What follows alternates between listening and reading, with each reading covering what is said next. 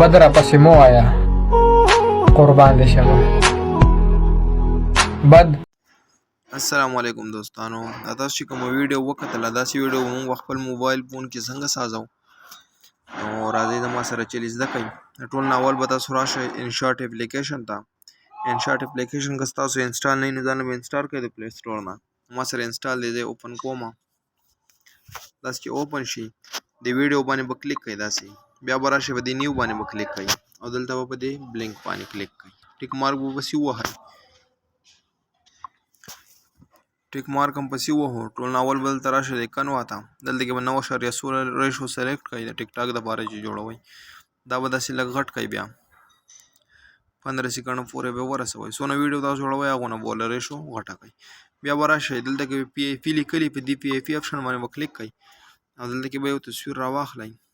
زه د دې ماشومې نه تصویر راخلم داسې. ټیک شوه. دا زه داسې راغټوم داسې او دې باندې په دې تصویر په دې سر باندې به کلیک کړئ. ویډیو اینډ به لیکلي، دا ویډیو اینډ پورې غټ کړئ. ټیک شوله. بیا به راشئ تاسو په دې تصویر به داسې کلیک کړئ دلته کې او په دې پلس نشان باندې به کلیک کړئ. په دې پلس ما کلیک کوم، دا ما داسې بوتلو سایډ ته. صحیح شوله.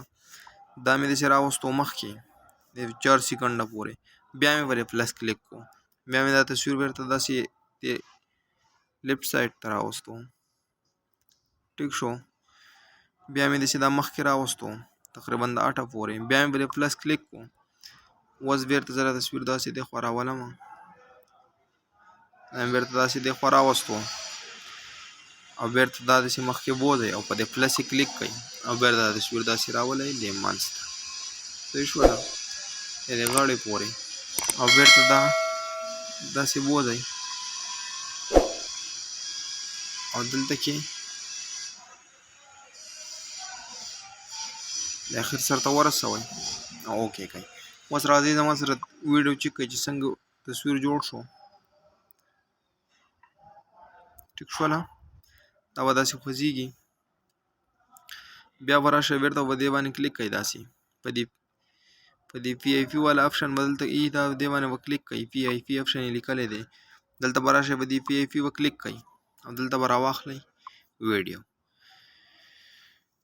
ویډیو زموږ سره دا شته دی. تاسو به وایډمټ ته به لاړ شئ یا به کروم ته لاړ شئ. تاسو سره کوم یو براوزر وي تاسو به ځان له هلته کې ورکئ لایټ افیکټ ویډیو. داسې ویډیو به تاسو راشي، دا به ډاونلوډ کړئ. دا به زه داسې راغټه کړم اوس. ټیک شوله. داسې مې راغټه کړه. اوس زه داسې کوم، دلته کې دې خوا راځم، بلینډ اپشن یې لیکلی دی.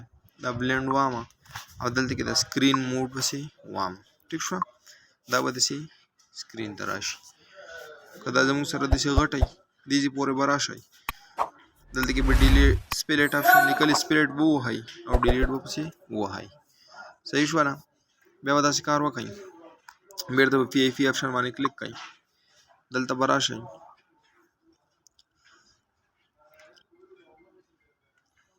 ګرین سکرین ویډیو به وله ډاونلوډ کړئ یا به وله وایټ سکرین ویډیو ډاونلوډ کړئ او داسې به یې ووهئ.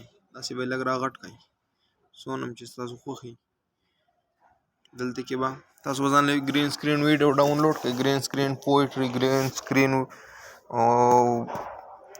شاعري یا سونګ یا هر څه چې، او داسې به دلته کې راشئ په دې باندې به کلیک کړئ. لږ به دې خوا راشئ، دلته به کروما لیکلي، کروما باندې به کلیک کړئ. دا به داسې سایډ ته راولئ. دا به لږ داسې غټ کړئ. اوکې به یې کړئ. اوس ګورئ. قربان دې شمه. بد راپسې دا زموږ ویډیو تیاره شوه. دا دلته ټیک مارک کړئ. د دې نه به دا اپشن څنګه ورکوئ. دې ګوټ کې کته خیال کړي دا انشاټ دا واټر مارک راغلی، دا به داسې کلیک کړئ. تاسو له به یو ایډ درکړي او اوس وګورئ او دا به ختم شي د دې نه.